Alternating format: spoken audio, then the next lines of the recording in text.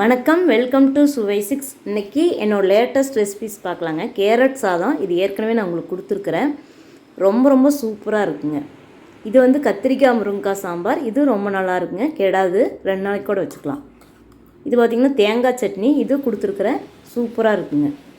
புதினா சட்னி, இது ரொம்ப டேஸ்ட்டாக இருக்குங்க. இது கொடுத்துருக்குறேன் உங்களுக்கு வீடியோவாக பாருங்கள். ரொம்ப டேஸ்ட்டாக இருக்குங்க.